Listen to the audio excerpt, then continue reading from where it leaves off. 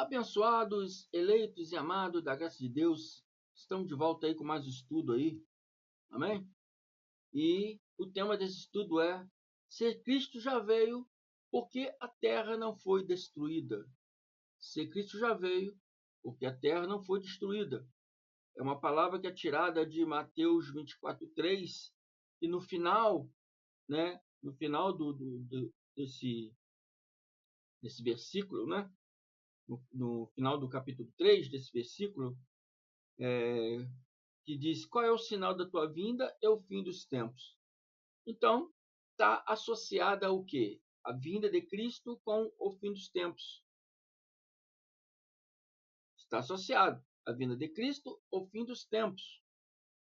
E as Bíblias, ela traduz como fim dos tempos. Algumas outras versões, fim do mundo. Amém? Mas as pessoas não explicam o que significa isso aqui. Então, muitas pessoas, muitos abençoados irmãos aí, pensam que quando Cristo vier, o mundo será destruído. Os eleitos serão arrebatados para o céu, né? E vai passar um período aqui em que o anticristo reinará por 1000 anos, né? E depois a terra será destruída. É isso que se passa na mente, né, da teologia futurista, da teologia evangélica. Mas não é isso que a Bíblia está falando, não. Essa foi uma pergunta de um irmão.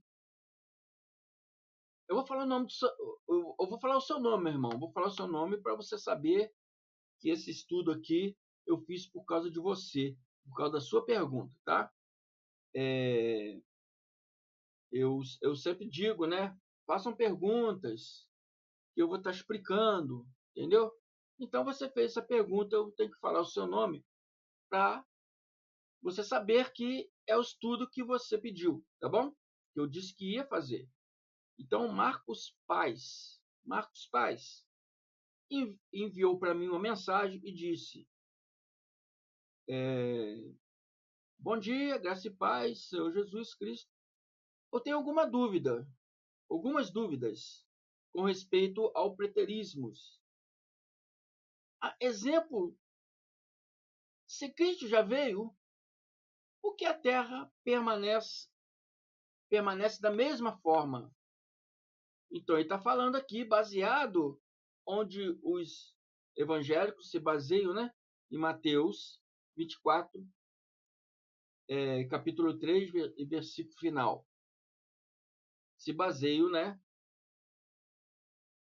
Associam a vida de Cristo com o fim do mundo. Realmente existe essa associação. Existe essa associação. A vinda de Cristo é associada ao fim do tempo, associada ao juízo final, né? É associada à ressurreição dos mortos.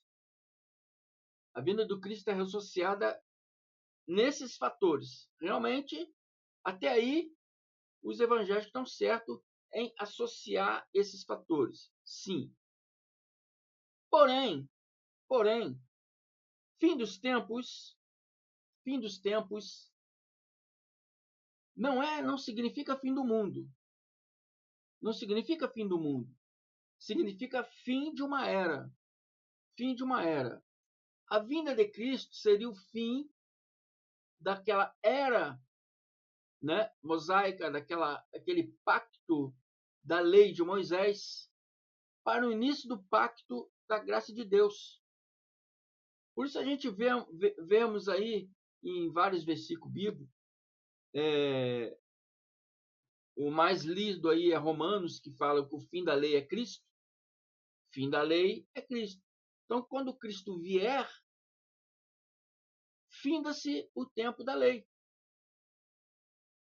E a gente lê Mateus 24, a gente associa em Daniel 9:26, a gente associa em Tessalonicense, 2 Tessalonicense, E estudando esses livros, a gente vê, a gente aprende que Cristo já veio. Que Cristo já veio. Então nós, que pregamos a graça de Deus, anunciamos sempre que Cristo já veio. Então, esse irmão, como muitos outros irmãos, falam: se Cristo já veio, por que a terra permanece da mesma forma? Haja visto que o apóstolo Paulo afirma que a terra geme por transformação. Não, meu amado irmão. O apóstolo Paulo não está falando sobre a terra. O apóstolo Paulo não está falando sobre a terra. Não está falando que a terra geme por transformação. Não é isso que está escrito. E provavelmente você tirou aqui de Romanos 8:19, que diz assim: a natureza criada aguarda, a natureza criada, está falando de pessoas, seres humanos racionais, não significa um animal também, mas ser humano racional, aguarda com grande expectativa que os filhos de Deus sejam revelados. Filhos de Deus sejam revelados. Não é que virá do céu os filhos de Deus, né? O Binei Elohim, que a gente vê em Gênesis, né? Que os filhos de Deus, né? Possuir as filhas dos homens, entendeu? Isso tudo é miticismo. Miticismo. Quando se refere filhos de Deus, se refere àqueles que estão ali aprendendo a cada dia a palavra do seu Pai, vivendo ali a cada dia a palavra do seu Pai, como a gente fala a expressão reinando em vida na palavra ensinada pelo Pai Celeste. Esses são filhos de Deus. Então aqueles outros não são filhos de Deus? São filhos de Deus. Só que nós reconhecemos que somos filhos de Deus. Muitos outros reconhecem que são criaturas. São criaturas ansiando serem adotados como filhos de Deus. É uma palavra também lida na Bíblia, mal interpretada. Mal interpretada. Entende? Então, nós que somos filhos de Deus, que já aprendemos a palavra de Deus, do Evangelho verdadeiro de Deus, do Evangelho verdadeiro de Deus, que é o Evangelho que Cristo trouxe e deu ao apóstolo Paulo. O estudo anterior eu falei, não é Mateus, não é Marcos, não é Lucas, João, mas o Evangelho que está na Epístola de Paulo. Esse é o Evangelho de Cristo. Essa é a vontade de Deus. E quando a gente aprende esse Evangelho, a gente aprende que nós somos filhos de Deus desde antes do mundo ser mundo, desde antes do mundo ser criado, nós já existimos como filhos de Deus. Viemos nesse corpo de carne, passamos todas as experiências desse mundo físico e muitas vezes se perdemos. Esquecemos que somos filhos de Deus por causa das obras más da nossa carne. Mas, no seu tempo determinado, Deus nos chama novamente para que nós venhamos aprender a sua palavra maravilhosa da graça de Deus e passamos a nos recordarmos que somos filhos de Deus. Passamos a entender. Então, a natureza é aqueles seres, pessoas que ainda não têm esse conhecimento que nós temos. Não têm esse conhecimento da graça que nós temos. E diz que eles estão aguardando a expectativa dos filhos de Deus, de nós, que já entendemos que somos filhos de Deus desde antes da fundação do mundo. Eles estão aguardando em expectativa nós, pois ela foi submetida à futilidade não pela sua própria escolha, quer dizer, a natureza foi submetida à futilidade não pela sua própria escolha, Mas, uma vez que se entrou para habitar um corpo físico, passa a viver, né, as coisas físicas, e muitas vezes essas coisas físicas nos afasta das coisas espirituais. Então, ela foi submetida a isso, não por sua própria escolha, mas por causa da vontade daquele que a sujeitou. Aquele que a sujeitou na esperança. Aquele que a sujeitou à carne. Está falando da carne. Não está falando do diabo. Né? Não está falando o diabo que nos sujeitou ao erro. Não. A nossa carne nos sujeitou ao erro. Por amar as coisas da carne. Por amar as coisas físicas, coisas terrenas. Tem coisas físicas terrenas que é muito boa.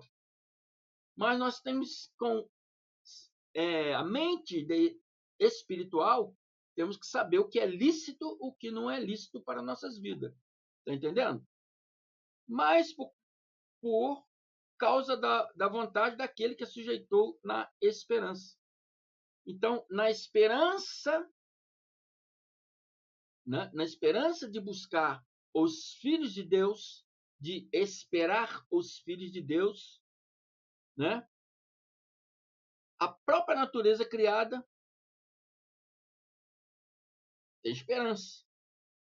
A natureza criada tem esperança de aguardar os filhos de Deus, trazer essas mensagens, trazer essas palavras e dizer, você não é pecador, não. Pecado é transgressão da lei. Você é gentil, você nunca pode transgredir a lei, então você nunca pode ser pecador. Oi, você não precisa se batizar em água, não, porque isso aí é batismo de arrependimento. Arrependimento das transgressões dos judeus. Você é um gentil. Nenhuma condenação há para você que é gentil. Você está em Cristo Jesus. Já basta. Minha graça te basta. É isso que o Cristo disse para Paulo de Tarso. A minha graça te basta. O crescer, o aprender na graça, para ter uma visão espiritual, basta. Isso já basta. Amém?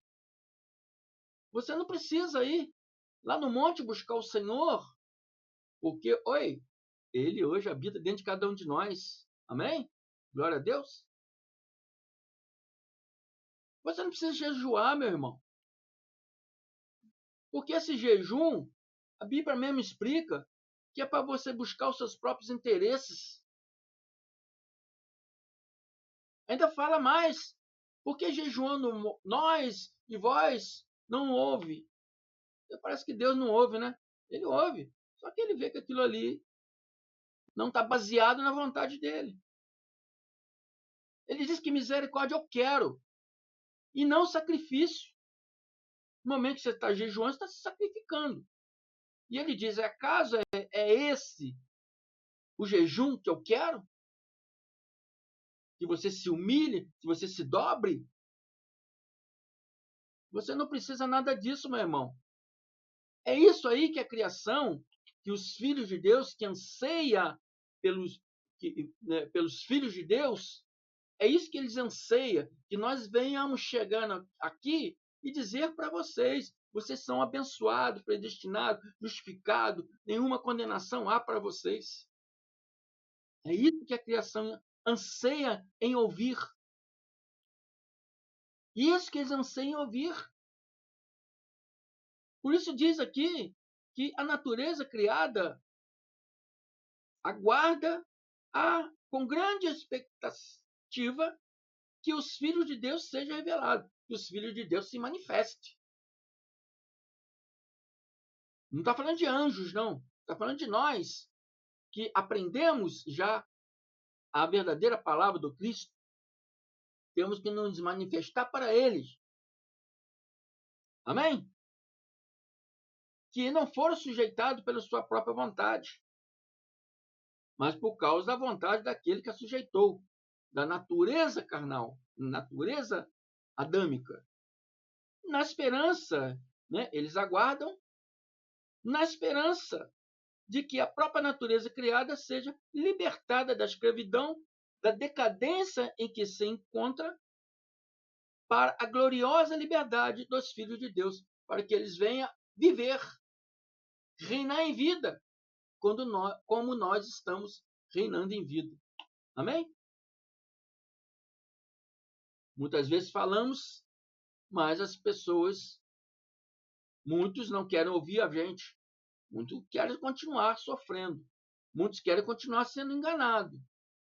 Muitos querem continuar tendo uma visão deturpada do conhecimento. E quando nós falamos uma coisa mais assim, eu vou ter que te refutar porque você não está falando verdade, não. É espiritual, meu irmão. É espiritual. É tudo espiritual. A graça de Deus é espiritual. Transcende a escrita. Transcende o seu estudo carnal. Você pode ter estudado teologia, bacharel. É espiritual, transcende tudo isso. Não é o meu saber, não é o meu entendimento, mas é o entendimento espiritual que o Cristo glorificado, nos dá a todos nós, não dá a mim, dá a todos nós. Logicamente, um busca mais que os outros. Então, meu irmão, Marcos, a palavra Paulo aqui não está falando que a terra geme por transformação. Aqui está falando que a criação geme por transformação. Amém? Sabemos que toda a natureza criada geme até agora, como em dores de parto. Até agora, Paulo está falando ali no tempo dele. Mas até hoje também. Tem muitos aí gemendo, muitos filhos de Deus, presos no corpo de carne, sendo levados como vento de doutrinas, né, para uma igreja, para outra igreja. Aí está naquela igreja, acontece uma coisa, se aborrece, vai para outra igreja, acontece alguma coisa e vai assim, vai levado por vento de doutrinas, buscando. Você está buscando o quê? A igreja melhor? O pastor melhor? Ou você está buscando a Deus? Se você está buscando a Deus, meu irmão, ele não está lá dentro da religião, não. Ele não está lá dentro da igreja, não. Deus não habita em templos feitos por mãos humanas. Deus não habita em parede de concreto, não. O templo somos nós. Deus habita em nós. Nós somos a morada do Espírito Santo. Paulo já disse isso. Acaso não sabeis que vós sois a morada do Espírito Santo que habita em vós? Amém? Então, a natureza criada geme até agora como em dores de parto. Então, nós temos que estar aqui falando essas maravilhosas palavras para você, meu irmão Marcos Dias e vários outros irmãos aí. É Marcos Dias, não, Marcos Paz, né? Que pensa que se Jesus já veio, então por que o mundo permanece como está? Se Jesus já veio, a terra não era para ser destruída? Não, meu irmão, jamais. Não existe nenhuma passagem bíblica dizendo que a terra será destruída ou seria destruída por alguma ou qualquer outra coisa. E não só isso, mas os mesmos que temos os primeiros frutos do Espírito, gememos interiormente, esperando ansiosamente nossa adoção como filho e a redenção do nosso corpo. Aqui, Paulo está falando da época dele. Aqui é um fato que já aconteceu. Então, está dizendo que sabemos que toda a natureza criada geme até agora com dores de parto. A natureza geme com dores de parto por quê? Porque quem está gemendo com dor de parto é a mulher que está esperando dar a luz. Então, o quê? O espírito dessa pessoa está esperando dar a luz, está esperando nascer, está esperando renascer para viver o verdadeiro caminho do seu Pai, para reinar em vida no verdadeiro conhecimento do Pai e se libertar dessa prisão religiosa que a carne, né, incumbiu de ficar nessa correria.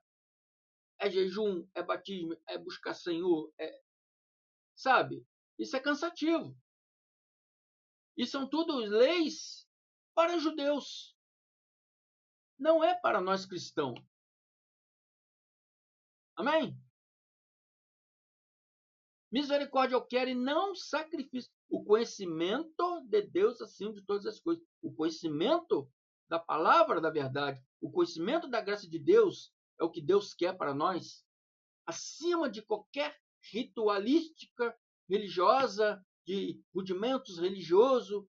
Isso não serve para nada para Deus. Só serve para distração da carne. E muitas chamadas igrejas criam várias distrações. Mas conhecimento mesmo, que Deus diz lá para Oséias, nada. Amém? Então está dizendo aqui Paulo, no tempo dele também ansiava, também tinha esse desejo, também estava, né, esperando também a doação como filho. Isso é um fato que já aconteceu. Então, meu irmão Marcos, não está falando que a terra geme por transformação, mas que os seres humanos gemem por transformação. E você colocou, Zacarias diz que a terra passará por uma grande transformação e ela será aplainada, voltando para o estado de origem como foi criada. Bom, aí vamos lá em Zacarias 13:8, para a gente ver o que está escrito aqui. Zacarias 13:8 está escrito assim: dos moradores de Israel, não está falando da terra. Quando se fala terra, se fala todos os seres humanos, todos os países, né? Mas aqui está falando os moradores de Israel. Está falando da terra de onde? Terra de Israel. Terra de Israel. Você falou que Zacarias diz que a terra passará por transformação e ela será aplainada, voltando para o estado de origem, como assim foi criada. Sim, a terra de Israel, não o planeta Terra. A terra de Israel. E diz que 2/3 morrerão. Só 1/3 sobrará com vida. Aqui está falando sobre o dia do juízo. 2/3 morrerão são aquelas pessoas que não deram ouvido, né, ao que Cristo estava falando. Cristo disse, virá aí um príncipe de um povo aí, quem lê Daniel lá vai entender, né? Daniel, ele fala ao irmão aí, falou, não, mas Daniel está falando lá de Antíoco. Sim, mas Jesus usou o Daniel como referência para dizer que mesma coisa aconteceria. E dessa vez seria um príncipe romano, um príncipe de um povo, príncipe Tito, de um povo romano. Daniel disse que viria, destruiria a cidade e o santuário. Cadê o santuário hoje? Existe o santuário? Santuário aqui quer dizer templo. Cadê o templo? Então, sim, se Jesus referiu-se a Daniel, é porque o que Daniel estava dizendo era o mesmo acontecimento que iria acontecer no tempo dos apóstolos, que aconteceu em 70, né? Aconteceu a história de Antíoco IV, né, que invadiu lá no tempo da Grécia. Houve também no tempo de Daniel. Amém? Mas Daniel, como Isaías e muitos outros apóstolos, são muitos outros profetas, são profetas chamados profetas messiânicos, profetas que anunciavam a vinda do Messias. Então, uma referência de Antíoco foi dada a mesma referência, né, de Tito, o príncipe romano, filho do imperador Vespasiano. Por que é Tito? Por causa do tempo que é somado ali, né? Ele foge do tempo de Antíoco, mas ele se casa no tempo de Tito. Por isso sabemos que Daniel está referindo ao príncipe romano, Tito. Amém? E seria uma guerra, seria uma destruição sobre Israel, principalmente na cidade de Jerusalém, onde o foco era destruir o templo. 2/3 dos que morreram foram daquelas pessoas que não ouviram Jesus. Jesus falou: quem estiver em casa, fuja para o monte, estiver no monte, não volte para casa para pegar uma capa, uma roupa. Quem estiver em cima do telhado, não entre para dentro de casa, né? Ore para que não seja no inverno, que vocês vão ter que fugir para o deserto. O deserto é muito frio, muito calor de dia, muito frio à noite. Ai das mulheres que estão para dar à luz, porque serão dias terríveis. Jesus estava anunciando esse dia terrível, estava alertando para eles tomarem cuidado da vida deles. Mas esses 2/3 morrerão, como prediz Zacarias, porque muitas pessoas não iam dar ouvido ao que o Cristo estava anunciando. Muitos não deram ouvido e morreram realmente. 1/3 sobrará com vida, e esses que sobrará, eu farei passar pelo fogo, quer dizer, pelo o juízo por fogo, né? O juízo por fogo é a pessoas que passam pela provação do fogo. E eles passaram isso no dia do juízo. Aqueles que permanecer até o fim será salvo, não é isso que a palavra diz? Então, aqueles que passaram pelo juízo do fogo, pela provação do fogo, e permaneceram firmes, foram salvos. Salvos de quê? Do juízo eterno. Não. Salvo de ser perseguidos, salvo de ser mortos, salvo de ser levados como escravos, para ser vendidos como escravos. Então, esses que serão salvos, esses que deram ouvido, esses que sobrarem, como diz Zacarias, eu farei passar pelo fogo e os purificarei como se purifica a prata e os refinarei como a refina de ouro. Aí eles orarão a mim e eu os atenderei. Direi: vocês são o meu povo, e eles responderão: o Senhor é o meu Deus. É isso que está dizendo aqui. Não existe, meu amado irmão Marcos Paz, meu amado irmão Marcos Paz. Não existe nenhuma passagem aqui dizendo que a terra irá acabar em juízo ou tribulação, em água ou fogo. Não. Não existe nenhuma passagem bíblica dizendo que a terra será destruída. Isso é um ensinamento futurista de uma péssima teologia futurista evangélica. Eclesiastes 1, 4, 10. A palavra Eclesiastes, eu vou ler só um trechinho porque é muito grande. Mas ela diz assim: gerações vêm e gerações vão, mas a terra permanece para sempre. Geração vem, geração vai, mas a terra permanece para sempre. Então, meu amado irmão Marcos Dias, a referência de Mateus 24:3, dizendo: tendo Jesus se assentado no Monte das Oliveiras, os discípulos dirigiram-se a ele em particular e disseram: dize-nos, conte-nos, Senhor, quando acontecerão essas coisas? Que coisas? Ele tinha previsto antes a queda do templo. Tinha previsto a queda do templo. Está vendo esse templo maravilhoso? Vocês estão vendo aí? Não ficará pedra sobre pedra. Tudo será derrubado. E ele está se referindo no fim do tempo. No fim do tempo. No fim de uma era. Amém? E os discípulos entendiam isso. Que se referia, né, ao fim daquele tempo de Moisés. Porque sem o templo, sem a lei. Não tendo templo, não pode se cumprir a lei toda, na sua plenitude toda. Muitos mandamentos só poderiam ser cumpridos no templo.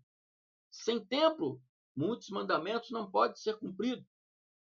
Um deles é a aspersão de animais para remissão de pecados. E se você deixar de praticar um só item da lei, você anula todos. Então, para você não anular tudo, o que é que você tem que fazer? Deixar de praticar a lei. Está entendendo? Porque sem o templo, sem lei. Sem templo, sem sacerdote. Sem templo, ô pastorzão, sem dízimo. Tá bom? Então aqui, meu irmão, está se referindo sobre... Jesus está falando sobre a queda do templo, sobre o dia da sua vinda, sobre o dia da ressurreição dos mortos e sobre o fim dos tempos. Aqui significa o fim de um pacto. Seria o fim do pacto da graça, da lei de Moisés, para o início da plenitude da graça de Deus. Paulo recebeu a graça de Deus no ano 36, na cidade de Damasco, do próprio Cristo glorificado. Mas Paulo ainda não pregava essa graça na sua plenitude. Paulo não pregava a graça na sua plenitude, porque ainda existia o templo em pé. Então ainda existia dois pactos se guerreando um com o outro. Era preciso o templo ser destruído para que a graça de Deus fosse anunciada na sua plenitude. E muitos aí dizem que a graça acabou em 70. Ela começou em 70, meu irmão. Começou em 70. E hoje estamos vivendo essa maravilhosa graça. Esse é o verdadeiro entendimento, meu amado. Fora disso, é cogitação, tá? Então o discípulo pergunta a ele qual é o sinal. Qual é o sinal? Porque Jesus não veio, igual um irmão aí anteriormente perguntou, ninguém viu Jesus, como vocês afirmam que veio? Porque ele não veio fisicamente, ninguém viria ele.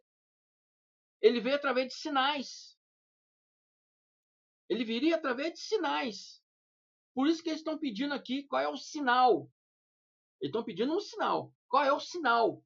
Mas Jesus deu vários sinais de como seria a sua vinda. Ele veio através de sinais. E aqui ele fez, qual é o sinal da tua vinda e do fim dos tempos? Por que eles queriam saber aquele sinal? Para que quando aquele sinal estivesse acontecendo, eles já sabiam que, bom, hoje se manifestou a segunda parousa do Cristo glorificado. Cristo já está no meio de nós. É assim que eles pensavam no momento, na época, no tempo deles. E hoje os evangélicos não conseguem entender essas coisas. O pastor inteligente, o pastor teólogo, o mestre em teologia, o palestrante estudado, o palestrante que viaja o mundo todo, não conhece nada. Não conhece nada, nada, nada, nada. Esses dias eu vi um vídeo no Facebook aí, o cara um pastor anunciando um outro pastor lá, e ele em pezinho assim, e ele anunciando, o Senhor reverendo, não sei das quantas, o Senhor estudado não sei da conta, da faculdade, não sei das ondas. Meu irmão, se você não conhece a graça de Deus, para mim você não sabe nada. Porque só o entendimento da graça de Deus pode te levar a uma verdadeira visão da palavra de Deus. Amém? O resto é religião. O resto é teologia de homens. O resto é teologia de homens, desses homens de anéis, doutorados e tanto mais, que não sabe nada. Nicodemos era um homem muito sábio, sábio da lei. E Jesus falou: se você não nascer de novo, não pode entrar no reino de Deus. E ele para, como posso eu, velho, entrar novamente no ventre da minha mãe? Jesus se espantou. Tu é mestre da lei e não entende o que eu estou falando? Estou falando de coisas terrenas e você não me entende? Imagina se eu falar das coisas celestiais. Acho que cada um ataca e morrer. É por isso que muitos nos refutam, porque só conhece de coisas terrenas, não conhece as coisas espirituais. Não conhece a visão espiritual, que ela transcende todo o conhecimento humano. Amém? Então, né, essa parousa de Cristo aqui se refere aqui ao juízo de Jerusalém e o fim do pacto da lei para o pacto da graça de Deus. Não existe fim do mundo. Eclesiastes diz que geração vai, geração vem, mas a terra permanece para sempre. Não existe versículo bíblico nenhum dizendo que a terra seria destruída no dia do juízo. Não tem. Tem traduções bíblicas confusas. Traduções bíblicas confusas. Em Mateus, deixa eu ver, Mateus aqui 24, 3, quando será a sua vinda e o fim dos tempos? Algumas traduções, fim do mundo. Eles poderiam colocar muito simplesmente qual seria o sinal da sua vinda e o fim do pacto da lei, o fim desse pacto. Seria muito mais claro, porque estaria dizendo a verdade e as pessoas iam poder entender isso maravilhosamente perfeito, mas a religião não quer nenhum irmãozinho sábio. É máxima de Maquiavel. Quanto mais você é ignorante, mais eu vou poder dominar você. Se eu instruir você demais, você vai aprender demais e já você não vai mais ser dominado por ninguém. Então, o intuito da religião, o intuito da política não é instruir. Não é instruir. É dar desinformação para que você não seja instruído. Então, meu irmão, você precisa ser salvo dessas coisas. Não é da salvação eterna, não, porque você já tem. Se você é um predestinado, um eleito, um espírito criado desde antes da fundação do mundo, quando você deixar esse corpo de carne, você vai retornar para sua casa. Que é assim que a Bíblia fala. O pó, ele volta para a terra, de onde veio, e o espírito volta para Deus, que o deu. Simplesmente. Não tem inferno, não tem nada. Isso é teologia de homem. Teologias de homem. Então, nós estamos aqui para isso. Para mostrar para vocês esse maravilhoso conhecimento da graça de Deus. A natureza criada aguarda, Romanos 8:19, a natureza criada aguarda com grande expectativa que os filhos de Deus sejam manifestos, sejam revelados. E nós estamos aqui nos revelando para você, meu irmão, para dizer que você não é criatura, mas você também é um filho de Deus. Apenas ninguém tem coragem de dar a cara a tapa e dizer isso para você. Você é um filho de Deus, abençoado, amado, justificado, predestinado, abençoado, escolhido, nação santa, sal da terra, bom perfume de Cristo. Você é um sacerdote santo dentro da sua casa. Você é perfeito. E nenhuma condenação há para você que está em Cristo Jesus. Você não é pecador. Você não tem que buscar o Espírito Santo, que hoje ele vive e habita dentro de você. Amém? Glória a Deus. É isso que a criação espera. Que nós venhamos, que já aprendemos que somos filhos de Deus, criados desde antes da fundação do mundo.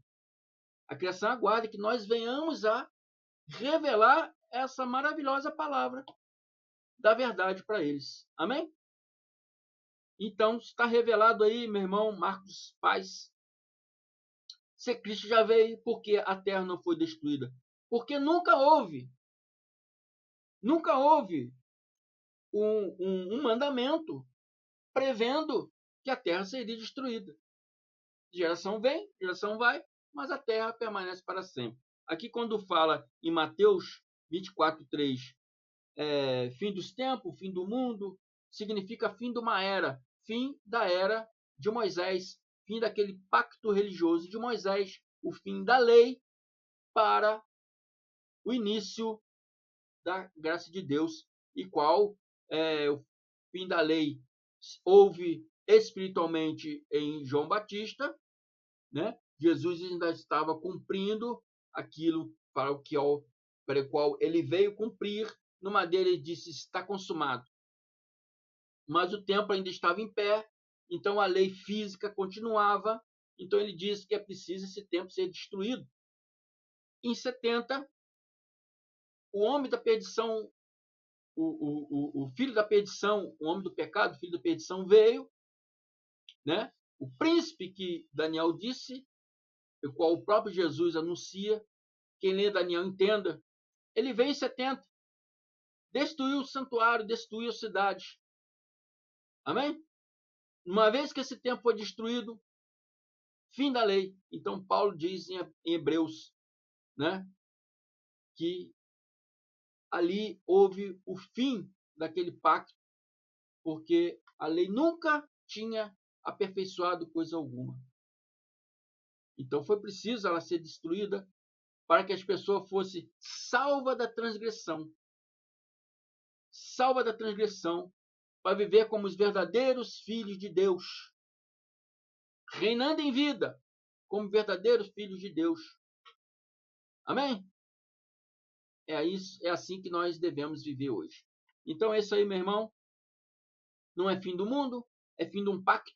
Nunca houve nenhum anúncio para o fim do mundo dentro da Bíblia. Amém? Geração vem, geração vai, mas a terra permanece para sempre. Espero que você tenha compreendido. Ouça esses vídeos várias vezes, compartilhe esses vídeos à vontade. Se você está me vendo pela primeira vez, eu me chamo André Palhares, sou aqui do estado do Rio de Janeiro, cidade chamada Barra do Piraí. Amém? Você que é da minha cidade aqui, entre em contato comigo. O meu WhatsApp está aqui embaixo na descrição do vídeo. Tá bem? Temos coisas boas aí pela frente aí. Então, amados, é isso aí. Visite o canal do meu irmão aí, Carlos Antônio Gomes, canal Democracia Espiritual. O canal aí abençoado com toda sorte de bênção do meu irmão Neilton Cardoso. E o canal aí do meu irmão Ivanildo Cruz. Ainda não sei qual é o nome certo do seu canal, meu irmão, porque tem o canal Ivanildo Cruz, mas você esse dia falou o nome do seu canal também, e agora eu estou meio confuso. Eu vou pegar mais informação contigo aí. Mas é isso aí. Fique conosco aí. Vamos crescer nesse amor, nessa maravilhosa palavra da graça de Deus, declaramento de Cristo ativado em todos vocês, para que vocês possam entender e compreender todas essas coisas com a mente de Cristo ativada dentro de cada um de nós. Até a próxima. Muito obrigado. Graça e paz. E não esqueça aí de dar o joinha não, tá?